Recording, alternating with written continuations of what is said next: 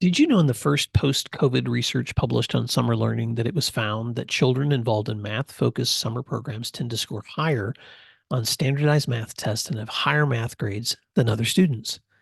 This is the year we follow the research and join the growing number of schools that are ordering Summer Pops math workbooks for their kids. Summer Pops is an easy, low cost, and effective summer math program designed for elementary and middle schools. Summer Pops is not an app, it requires zero screen time for our kids. Many of our listeners have already ordered Summer Pops for this year, giving their students the leg up that they need and giving their parents the support they want. You can visit summerpopsworkbooks.com/research to view the studies yourself and then request your free sample books. See firsthand why more schools are providing Summer Pops for their students. That's summerpopsworkbooks.com. Principal Matters Podcast, episode 388.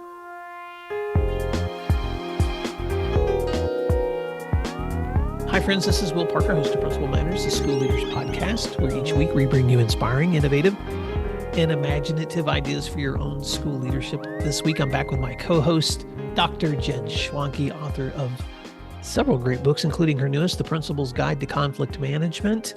By the way, Jen, we've had several listeners who've reached back that are interested in a potential book study that you and I are still kind of like, I think we want to do this, but let's see how much feedback we get, and then we'll make a decision on what that's going to look like. So if you're listening and you're still interested, reach out to me at will@williamdparker.com, or you can email jen@jenschwanke.com, because you have a new website. Right. Right. And so you can reach out to either one of us and just let us know if you're interested. We'll send you a link that we have been sending to listeners where we can get more information, because we would love the opportunity, if it works out, to do some ongoing studying together around your new book. But Jen, welcome back to the show. How are you doing? What's some things going on in your life as you step into the late spring semester? Yeah. It's that time of year, and I know our listeners are all thinking that. They're thinking, okay, I'm probably going to make it through this year. That's good news. But a lot of administrators this time of year are in a different place than their teachers are. Teachers are looking to finish the year, right? And a lot of administrators already have a foot in next year. So they're doing both jobs at once. They're planning for a great start in August or September while they're wrapping up a year of good work this year. So wearing two hats. A lot of our listeners are right now wearing two hats. Yeah, I'm probably saying more than I need to, but I just sometimes am that way. But for listeners, you may not realize that a lot of the guests that we bring on Principal Matters are people that we have the opportunity to talk to and record those conversations and bring them to you. Sometimes, though, months after we've had those conversations. But if you haven't noticed, I try to slot time with Jen so that we stay as current as we can as we're stepping into the year. But even as we record this at the beginning of March, you're probably not going to hear it till the end of March. And so, Jen, you're right. Spring breaks, prom, all those things. As a secondary guy, my brain just immediately goes into every spring sport that is ever going to be happening. And for both elementary and secondary people, from now till the end, it just gets busier and busier and busier and busier. So the topic that we're going to sit on today is probably one that's really hard to have a conversation about in March, but here we go. I want to talk about, how do you know when you're making the right decisions? Because, and I'll start with a story. I remember when I was working on my master's in ed leadership, and I would watch the work of principals more closely than I ever had before, because I was thinking someday I'll be one. Teachers, and we've all been there, we love to be armchair quarterbacks. We can see the decisions they're making. We're like, I probably would have done it this way, or I would have done it that way. And one of the things that simply terrified me when I thought about becoming a future school leader was like, what it would be like to be on the other side of those teachers when I make the wrong decisions. So I remember one night I went to class because I was doing my master's work after hours. And so I went to school after school, and I ran into a professor who had been a former principal, and he was retirement age. And I asked him, how do you know how do you know that you're making the right decisions in leadership? And Jen, he said something to me that I know at the time he was being coy, but this is what he said. He said, well, now that I'm at the age I'm at, I look back at my leadership roles and I realize I probably made the right decision about 25% of the time. And he saw the look on my face because I was terrified. And he Yeah. was like, but over time you begin to get a better sense of what was the right decision, the wrong decision, and it gets better with time. Right. And I walked away from that conversation so dissatisfied because I was like, I wanted the answer. And he gave me what I realize now is perspective. But I wanted to circle back to that question, Jen, because it doesn't seem to matter how long you do the work. You still wrestle with that. How Right. do I know I'm making the right decision? Whether it involves students or teachers or decisions about community or even decisions in our own work or lives. So I wanted to start there and I'll let you go first because I'm sure it's a question you wrestled with too. Well, I do. And I think when we think about decisions, we're always looking for a definitive end point, right? And I think it's worth respecting the complexities of decisions we have to make. And to your point, new administrators or young administrators often just want someone to say that was the right thing to do. That was it. But how do we know, right? I think about when I chose a college. I chose this college and I left behind 7 others. And maybe they were the right decision. Maybe I would be a different person today had I chosen one of those, but I didn't. I chose the college I chose, and I went to that college, and my life unfolded as it unfolded. But it really does me no good to say to myself, well, I 32 years ago, I really should have picked a different college. So to the person who said I made the correct decision 25% of the time, we could spend a lot of time thinking about what that means. Because what he did is he made a decision 100% of the time, and there were repercussions that felt good 25% of the time. That's what I think he's saying to you is it felt really good 25% of the time. The other 75 it didn't, but that doesn't necessarily make it wrong. And that's to me brings us to that wonderful phrase, no one walks in your shoes, and we should try to get in other people's shoes, but we never really fully do, right? So making decisions, it really is a personal reflection exercise about whether it worked or not. But I think you and I had, when we brainstormed about this episode, we both had some hints, some tricks or strategies. So one of mine, I love this, I talk about this all the time, is just to avoid working in isolation.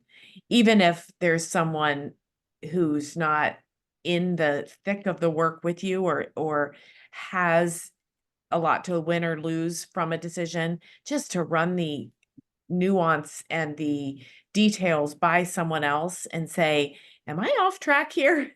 And really listen to the answer. I think that's one of the biggest steps that we can take to make sure that we're making a sound decision. I love that. And I think that goes hand in hand with something that I would add to that, which is, um, for lack of a better way to say it, embracing humility, Right. which is realizing that, and it's weird because you don't often think of leadership and humility as like a companion traits, but humility is the ability to realize that I am fallible and I could easily make the wrong call here. And so if I am susceptible, like any human is, to making wrong calls, then I love that idea of making sure you're not making those hardest calls in isolation. Well, and when you said that goes hand in hand with humility, I thought you were going to finish your sentence a different way. I thought you were going to say it goes hand in hand with seeking the counsel of others.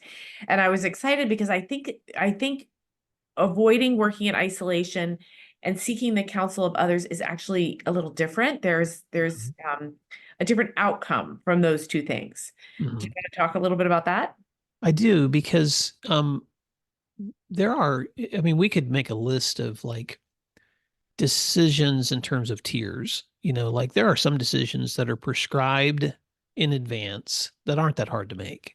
Right. And I'll give you an example. If you have a tardy policy in your school and it's outlined in the student handbook, these are the infractions and the consequences, and therefore you implement this specific disciplinary action most of the time, not all the time, most of the time that you follow the process. So you come in, this is the situation, here's where we go. Now, even within that process, there may be a different tier. Like maybe you run into a student whose family has a really difficult time. They have no transportation. So you have some kind of morning before school study hall discipline assignment that doesn't work for every family.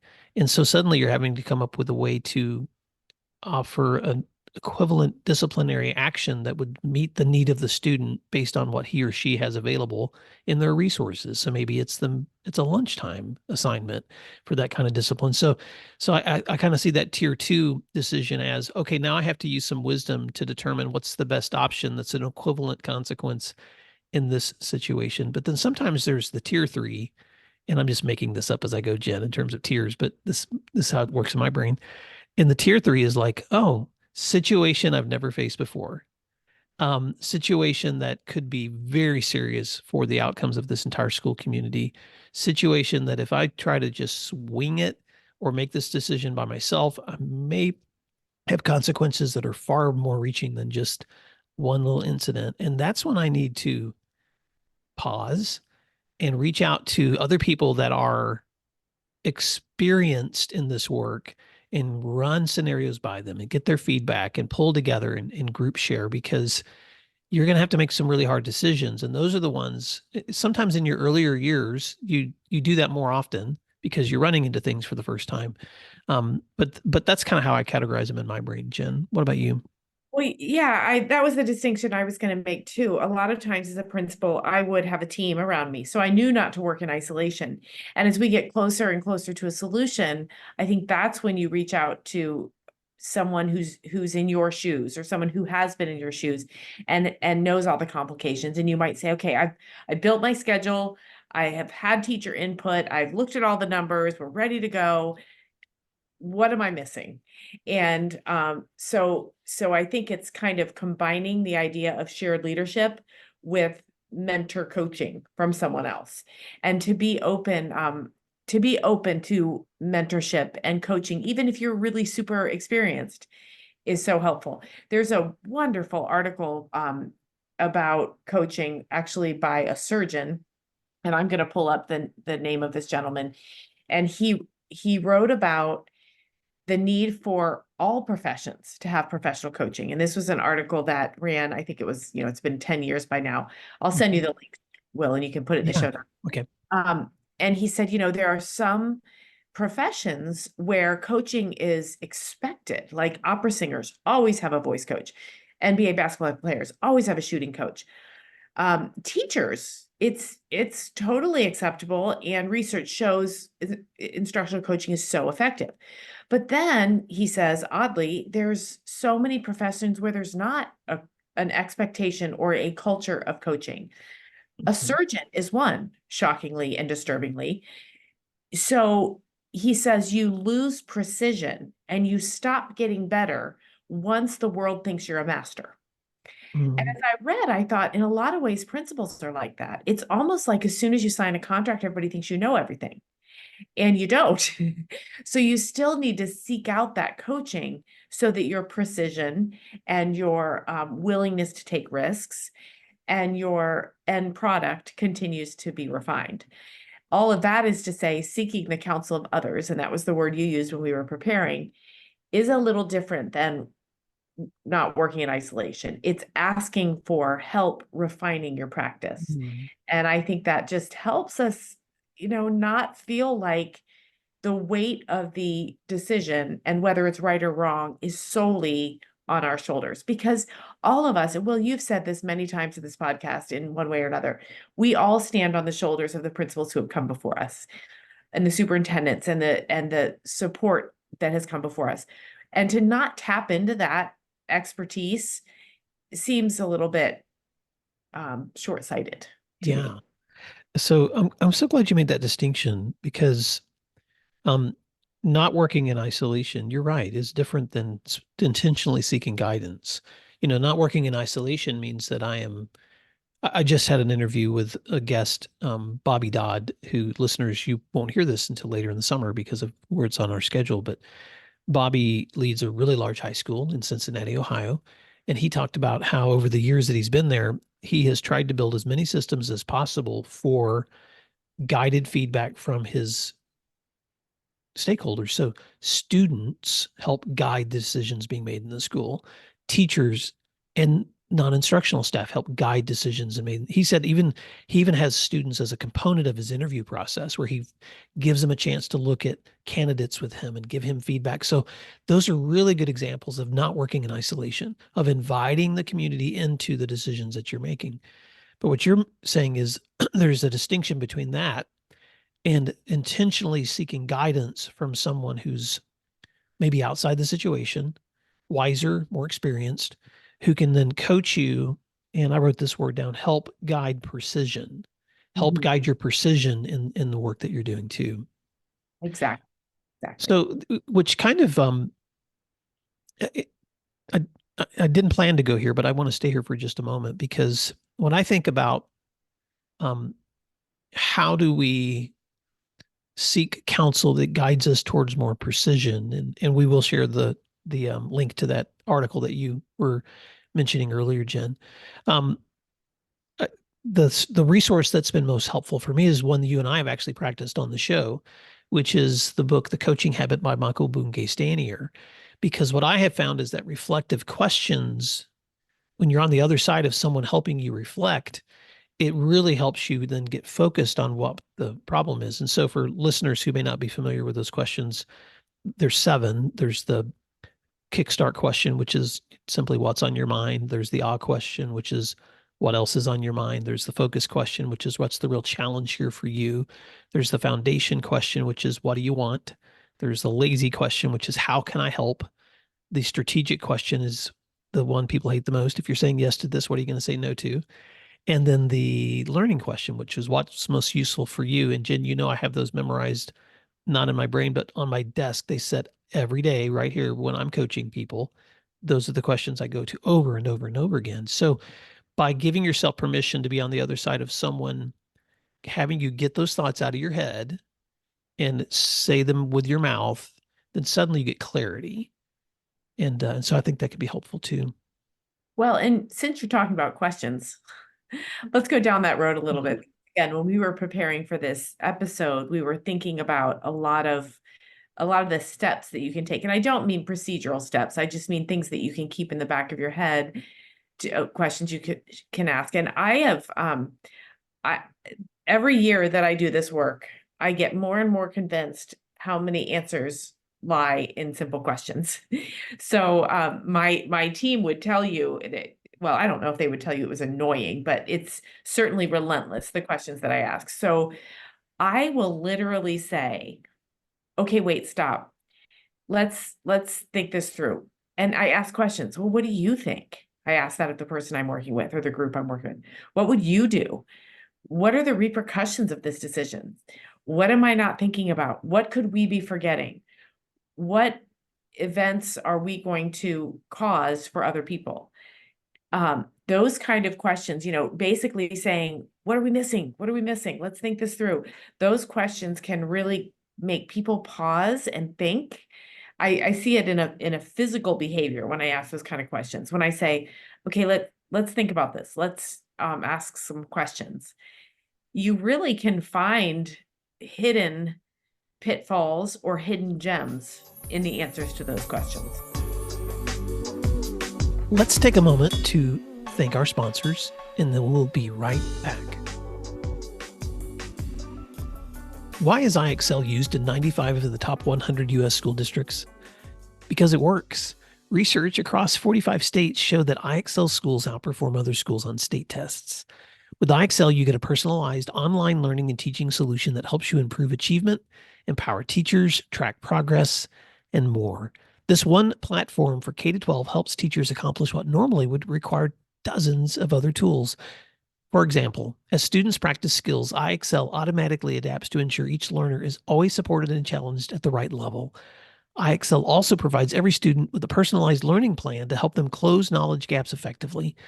One of my favorite things about IXL is their personalized test prep tool. For exams like the SAT and ACT, IXL will analyze a student's most recent score and generate a custom list of skills to help them boost their scores. If you want to take the load off of your teachers so they can do their best work, IXL can help. Learn more at IXL.com/PM today. Support for Principal Matters comes from EduSkills. Are you ready to take your school district's multilingual program services to new heights?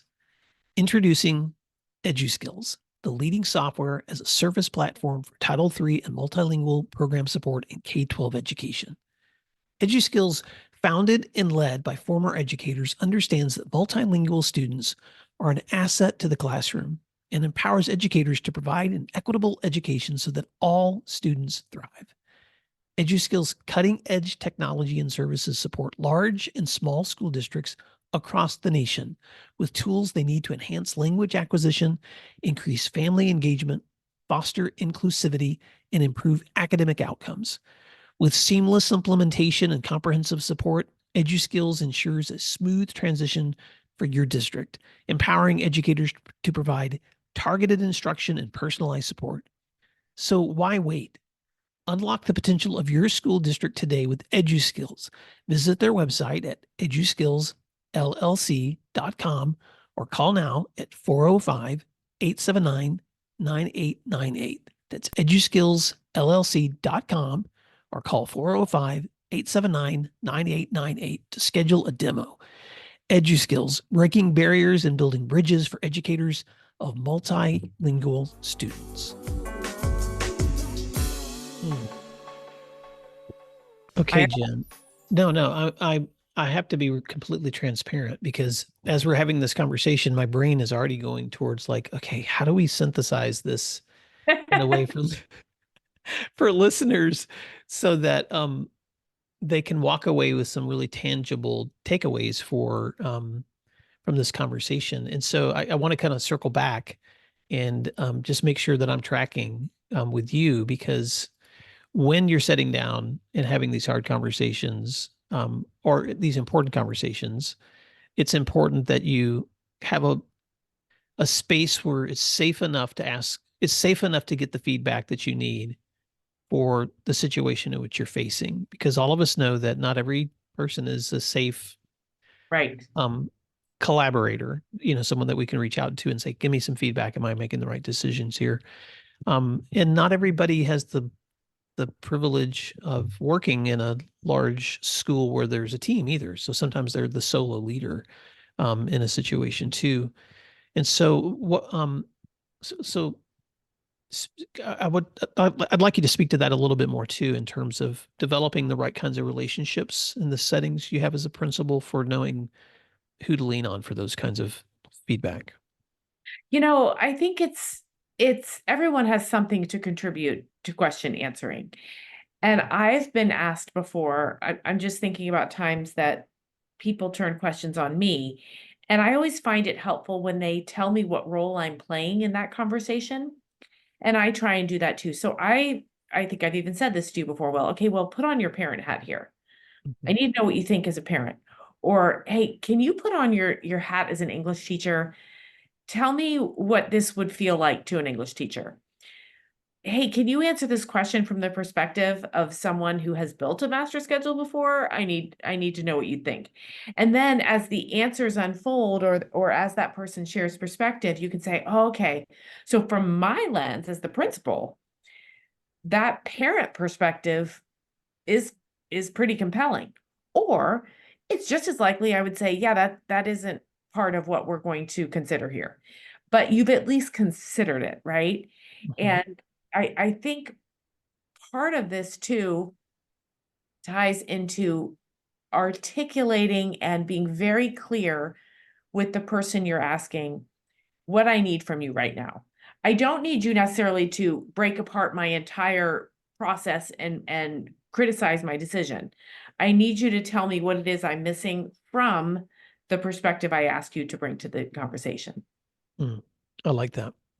Okay, let's transition from there then to I'm the leader who's facing a situation where I want to make sure that I'm not isolated in my work. Sometimes I hit situations where a quick run this by a friend might be helpful, or a deeper, let me really get on the other side of someone and have them reflect with me before I take this next step.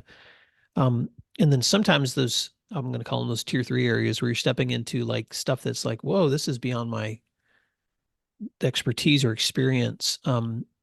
And there could be a lot of those scenarios, Jen. But one of the things that has helped me, and I'm not going to suggest this works for everybody, but sometimes I have to literally get out what's in my head onto paper. And so for me, sometimes that's helpful to make those, to weigh the pros and cons, to look at, okay, if we go this direction, direction A, then these would be the potential consequences and outcomes that would go here. Or maybe we go direction B. These would be the potential outcomes and consequences if we go this direction. You've been friends with me long enough that I like to say to people, if you can though, avoid the binary, and Right. also and ask yourself the question: is there a potential C? Is there a third pathway that's potentially available that keeps you from feeling like you're stuck between two alternatives? And that's not always the case, but sometimes you would be surprised that it can be. So, how does creating lists is it helpful for you, or is that or what Well, I process do you constantly follow? here, I'll show you my list. Look, I constantly do that. I process through paper, and I know Mhm. some people process differently, but absolutely. And I think it's if you're a visual person, I work with a lot of people who have a whiteboard in their office, and I will walk in and I'll see arrows pointing here and arrows pointing there that show the different ways that the decision can go. And I'm glad you said sometimes there's a C. I just had a conversation this morning with a colleague of mine, and we were trying to decide I'm summarizing here, but whether to post important information on the website yet. We could do it now, and we might create angst and anxiety before it needs to be done. It's about a decision that will happen next year. We could wait until August to post it. So we're talking about that, right? We're like, well, what happens if we do this? What happens if we do this? And then one of us said, why do we have to pick one of those? Maybe we just pause right now and we revisit this every now and then and say, okay, is now the right time? Because through our questioning and through our conversation, we did feel pretty firmly now isn't the right time, but that doesn't mean we have to go to August. It might be April, it might be May. What we want to do is minimize the angst and elevate the information we're putting out. And there is a middle ground there. There is an option C to get that done. And so it's not, it goes beyond compromise because it wasn't like we were both fighting for a point and both of us were willing to give a little. It was, hey, there could be something completely different than what we're looking at that solves both problems. Mm. I want to add one more thing that I didn't put in our notes, but it's something that I'm recognizing is a practice that I've used a lot too, Jen. And it may or may not apply to the scenario you just gave, but sometimes when I'm in a like really wrestling with that decision, you don't always have the luxury of time. But sometimes if you're in a situation where, especially you're at the end of a day and you're trying to make a hard decision, sometimes can be really helpful to go, you know what? We've weighed the options. I, we think we might know what direction we want to go, but let's sleep on it. Yeah, right. Let's just take a pause. Let's sleep on it. And I can't tell you how many times the next morning when I'm on my morning run or getting ready for school, when suddenly the solution comes. And there's something about space and time. And that even works in the work I'm doing now, Jen, in full-time consulting and coaching. There will be times where I'm chewing on an idea and I just can't figure out what the right action or solution is going to be. And I've written it all down and I've thought it through, and I'll just be like, you know what? I'm just going to park it Yeah. because I'm just going to give it space. And then suddenly the space within a day or two might suddenly, I'll give you an example. I woke up yesterday morning and after having chewed on an idea for days that I had just finally parked. And I woke up and just immediately like was flooded with solution. Like, oh my gosh, like so much. I just ran downstairs and started writing and getting, because I suddenly had and I don't know what causes that, but I think sometimes maybe we don't leverage that enough, giving ourselves some pause on hard decisions so that we have a little space to make stronger decisions. My family does the New York Times crossword every day, and we have contests to see who's faster. Mm. And I often pause because I get to a stopping point. I'm like, I don't know any of these words. And if I pause and I go back to them 3 hours later, I'm like, well, duh, it makes complete sense. So I think there's some real truth to that. And I'm going to tie that to one other thing. I had a mentor who said to me, she led curriculum, and she would always say, there are no emergencies in curriculum. And she said people feel like everything's an emergency, right? Everything feels so incredibly urgent, but rarely is it. Now, caveats, if someone isn't safe, it's an emergency. if something requires immediate action, it needs immediate action. But I think one of the things you can ask of yourself and of your team is this urgent? Why or why not? And give yourself that pause, because most of the time you say, is this urgent? Does it need solved right now? Most of the time the answer is no. And so, like you said, you can then say, okay, it's the end of the day. We're tired. Let's sleep on this and let's revisit it tomorrow or Friday or next week or whatever. I I feel like self urgency feels big. Group urgency feels bigger. Both of those are different though than real urgency, true urgency. So I think you have to identify when you're feeling frantic or you're feeling like, man, I got to land this plane now. Often you don't. You could just push pause on the crossword puzzle and get back to it in a few hours. I've worked in some groups that have used this strategy, Jen, that has helped me. And I was talking to a leader recently who was like, what do you do when you have so many ideas, you start getting derailed from the whole reason you're having the conversation in the first place? And you've probably used these too, but I love it sometimes when someone will create a space on a board or the wall or on their notes and they'll say, okay, I'm going to create a parking lot. Yep. And because that idea is one that we're probably not going to be able to solve right here. So let's put it in the parking lot and then we'll get back to it at another time. Because sometimes you're right, conversations and ideas lead to another ones and to other ones and to other ones. And then soon you're just like drowning in all these possibilities, especially when you're working with other people. But let's assume that a leader is stepping into his or her day with humility, not in isolation. They're willing to sit down and reflect with someone on the other side of them if they hit a really hard decision. They weigh their pros and cons. And then, based on all of that information, they feel or they discern what they believe is the right decision. Let's talk about that because sometimes making a decision, once you've made it, there's some important things to determine when you made that decision. So give me some of your thoughts, Jen, on that final step of why it's important when you make a decision to have some um, to even have some strategies at that moment too.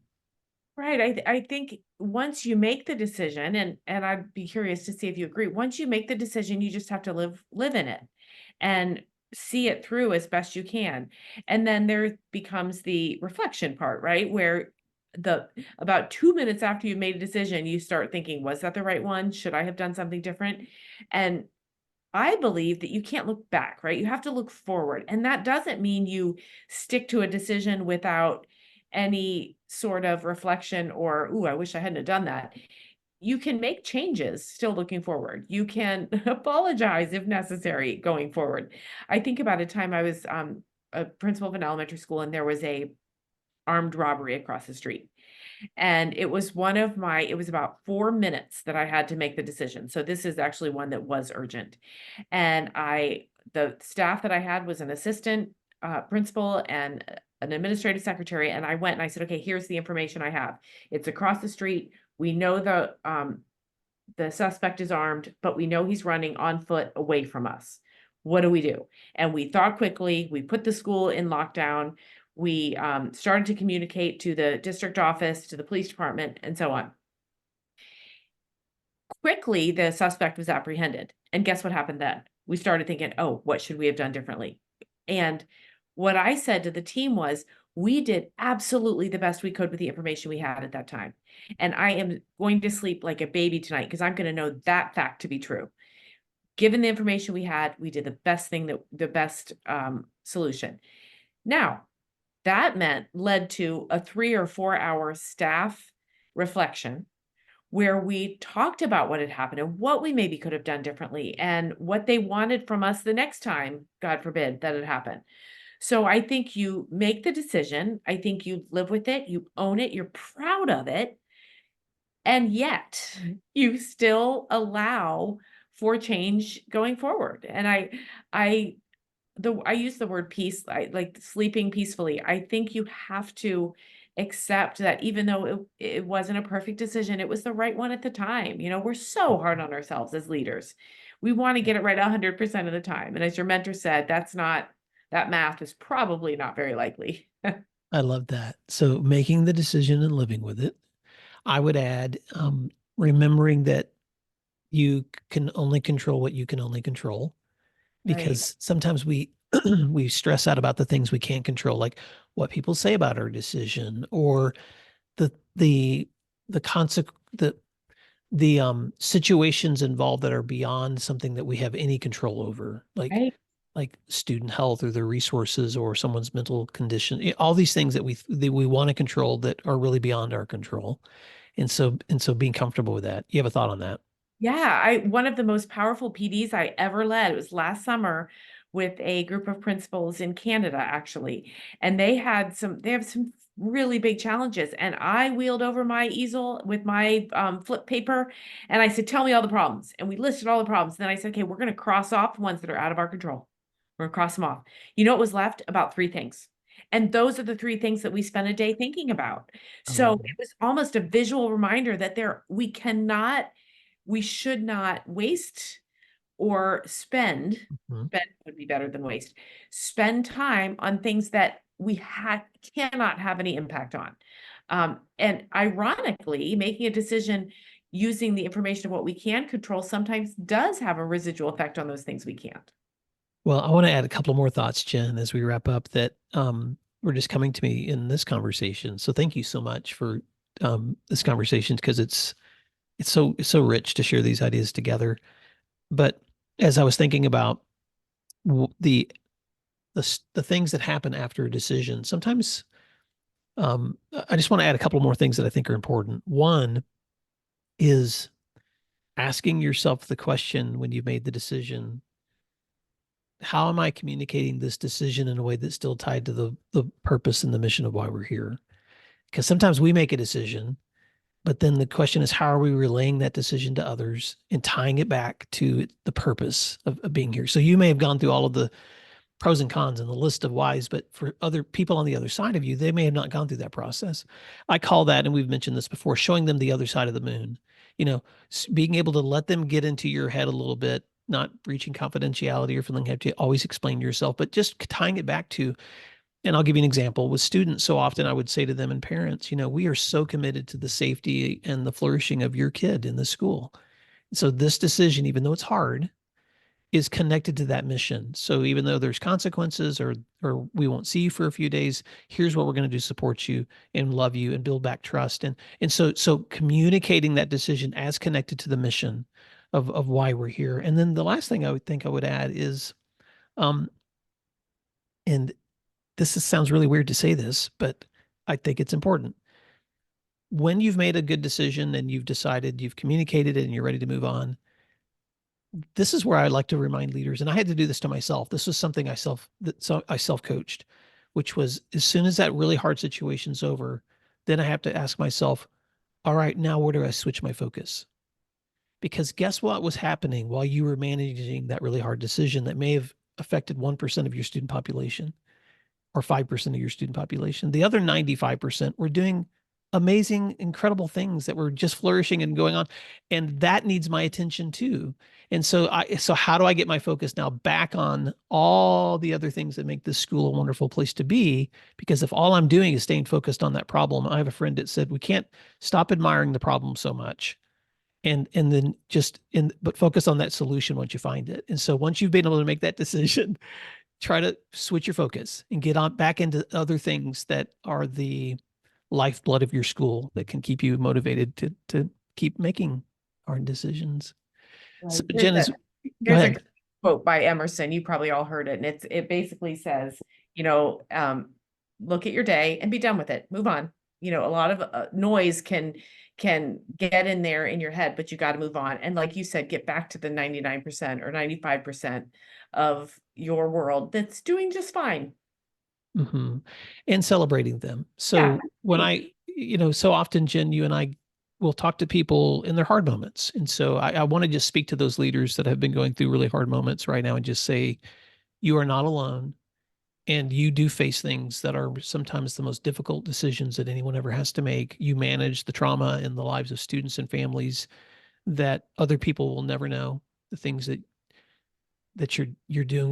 We had a listener reach out to us this week and just said that she listened back to one of the episodes that we had a couple of times, And she confided through the email that she was crying during that episode, thinking about how hard this job can be. And so I never want to forget, Jen, that the work that principals do every single day, they're so important because they're often the most pivotal moments in the lives of kids and families. Having said that, I also want to say that we also do this work because we're providing opportunities for students and families that they would never get otherwise too. And so as much as people need us in those moments for correction or for support or for love or for encouragement, our entire student population also needs us to see the great things happening, to celebrate their successes at the ball games, to thank them for the talent that they showed at that school play, for a kudos to that teacher that just did a really neat project, for that student that opened the door for a friend and you noticed and you can just stop and say, I just so appreciate your politeness. Those are the things too that we have to focus on so that we're being both decision makers, but we're also keeping our eyes on the product that this school is creating for the community we live in. Right, exactly, right. And rarely is a career defined by one decision. Sometimes it is, but rarely is it. It's the body of work. It's the pattern and trend of decision making. So be gentle with yourself. Principal matters, listeners, be gentle. It's fine. It'll all be fine. So as you wrap up this conversation, Jen, I just want to say thank you for just helping me think this through. And principal managers, listeners, as you're making your decisions, I love what you said, Jen. Rarely will you ever do it perfectly. You're human. But at the same time, you're learning as you work. And so, remain humble in your questions. Don't work in isolation.